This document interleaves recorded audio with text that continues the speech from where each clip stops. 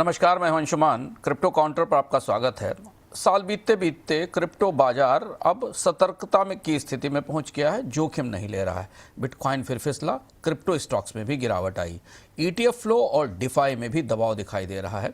लेकिन दिलचस्प बात यह है कि 2025 में क्रिप्टो वेंचर के लिए और रणनीतिक निवेश के लिए साल रिकॉर्ड रहा है। इस वक्त गोल्ड की तेजी रक्षात्मक और मैक्रो आधारित दिख रही है। क्रिप्टो अब हाई बीटा लिक्विडिटी और जोखिम के दायरे में पहुंच गया है, यानी साल बीतते बीतते डिजिटल गोल्ड रियल गोल्ड से हार गया है। बाजार के भीतर चलें और देखें कि एसेट प्राइस क्या और टोकन के प्राइस क्या थे। बिटकॉइन करीब 1% नीचे 86-87 हज़ार पर ट्रेड कर रहा है। 86 हज़ार का सपोर्ट महत्वपूर्ण है। सुबह इसके नीचे जाने के बाद पूरे क्रिप्टो के मार्केट कैप में हल्की गिरावट आई। इस हफ्ते की शुरुआत में क्रिप्टो का मार्केट कैप करीब $3 ट्रिलियन के आसपास था।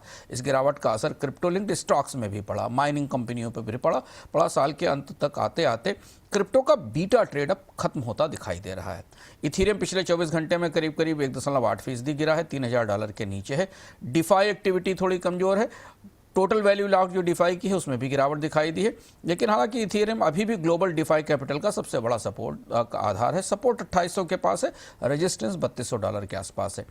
सोलाना भी कमजोर है, $121-122 पर ट्रेड कर रहा है। डिफाई मार्केट कैपिटलाइजेशन में करीब 1.4% की गिरावट आई है, 102 बिलियन के आसपास आ गया है।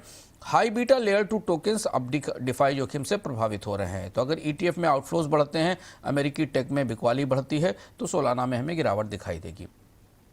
बड़े निवेशकों की गतिविधियों में ईटीएफ और डिफाई का डेटा दिखाता है कि स्पॉट क्रिप्टो ईटीएफ फ्लो ज़्यादा अस्थिर हो रहे हैं।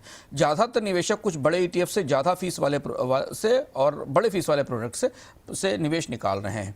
लेकिन बड़े निवेशक क्रिप्टो से बाहर नहीं निकल रहे हैं, बल्कि निवेश को संतुलित कर रहे हैं। इधर वेंचर कैपिटल डेटा के अनुसार इस साल की तीसरी तिमाही में 2025 की तीसरी तिमाही में क्रिप्टो और ब्लॉकचेन स्टार्टअप्स ने करीब $4.59 बिलियन जुटाए। कुल 414 डील्स हुई, जिनके कारण वैल्यूएशन अब पीक लेवल के करीब पहुंच चुके हैं। यानी 2025 क्रिप्टो टोकन्स के लिए तो अच्छा नहीं रहा, गिरावट रही, लेकिन फंडिंग खूब आई। तीसरी तिमाही में 7 बड़ी डील्स में से रिवॉल्ट और कारकेन ही लगभग 50% वेंचर कैपिटल ले गए। निवेशक अब रेगुलेटेड और पारदर्शी प्लेटफॉर्म्स को तरजीह दे रहे हैं। मीम कॉइन्स पर अब ज़्यादा निवेश नहीं हो रहा है। रेगुलेटरी डेवलपमेंट में इस साल डिफाई की टीवीएल की तेज बढ़त दिखाई दी, जो कि अमेरिका के क्रिप्टो कानून जिसकी वजह थे। इनके कारण क्रिप्टो की दुनिया मजबूत हुई, मेन स्ट्रीमिंग हुई और माना जा रहा है कि जनवरी में क्लैरिटी एक्ट आने के बाद निवेश का नया दौर शुरू होगा। इधर रेगुलेटर अब सिर्फ स्कैम्स नहीं, उन इंफ्रास्ट्रक्चर को भी निशाना बना रहे हैं जहां से अवैध क्रिप्टो का कारोबार होता है। इसलिए फर्जी एक्सचेंजों पर कार्रवाई बढ़ रही है। डिफाई स्टेबल कॉइन और वेब3 की दुनिया में पिछले 24 घंटे में डिफाई की मार्केट कैप 1.4% गिरी है। बिटकॉइन, इथीरियम और सोलाना की कमजोरी का असर इस पर दिखाई दे रहा है। डिफाई अब सुस्त है। इथीरियम अभी भी करीब 60% टीवीएल का केंद्र है, लेकिन बेस, हाइपरलिक्विड और सुई जैसे नए चेन्स मिलकर करीब $10 बिलियन का टीवीएल क्रॉस कर चुके हैं। कोई नया फ्रॉड या स्कैम रिपोर्ट नहीं हुआ है, लेकिन 2025 में क्रिप्टो की लूट का अनुमान करीब 3 से $3.4 बिलियन के बीच है। हैकरों के हमले छोटे प्रोजेक्ट से हटकर बड़े इंफ्रास्ट्रक्चर पर हो रहे हैं। हालांकि अटैक पकड़े भी जा रहे हैं और फंड की वसूली भी हो रही है। रिटेल बाजार में अब निवेशकों की उम्मीदें तर्कसंगत हो रही हैं।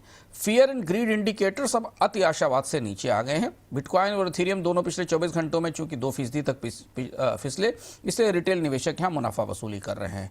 रिटेल अब मीम कॉइन की जगह डिफाई और मिड कैप पर मुखातिब है। ये साइकिल अब रिटेल के नजरिए से खासी मैच्योर लग रही है, जहां नैरेटिव से ज़्यादा क्वालिटी पर और मैक्रो फंडामेंटल्स पर ध्यान दिया जा रहा है। अगर अगले 48 से 72 घंटे का रिस्क देखें तो निगाहें इस पर है कि बिटकॉइन अपना मौजूदा 86-87 हज़ार का जोन होल्ड कर पाता है या नहीं। अगर इसके नीचे गया तो लेवरेज फिर काटे जाएंगे, और जिसमें सोलाना जैसे हाई बीटा टोकन ज़्यादा गिर सकते हैं। हम आ गए हैं आज के सिंपल क्रिप्टो विजडम पर। साल बीतते बीतते बाजार को यह महसूस हुआ कि गोल्ड की मैक्रो हैसियत क्रिप्टो से ज़्यादा मजबूत है। क्रिप्टो जोखिम भरा है, जबकि गोल्ड ने बड़ी ताकत और तेजी जुटाई है। और साल के अंत के आखिरी हफ्ते में हमने क्रिप्टो को कमजोर होते और गोल्ड को जीतते देखा, यानी डिजिटल गोल्ड हारा और रियल गोल्ड जीत गया। गोल्ड एक स्लो मैराथन रनर जैसा है, जो मैक्रो घटनाओं में, महंगाई में, इन्फ्लेशन में मजबूती देता है, सेंट्रल बैंक की खरीद पर चलता है। क्रिप्टो इसकी तुलना में एक फर्राटा है। इनोवेशन और रेगुलेशन का विटामिन से चाहिए, लेकिन लिक्विडिटी भी भरपूर होना चाहिए। और हमने इस साल के आखिरी महीनों में देखा कि क्रिप्टो बाजार में लिक्विडिटी सूख गई और इसके सूखते ही क्रिप्टो सिकुड़ गया और 1 लाख वाली मंजिल अब बहुत दूर लगती है। रियल गोल्ड डिजिटल गोल्ड से जीत गया।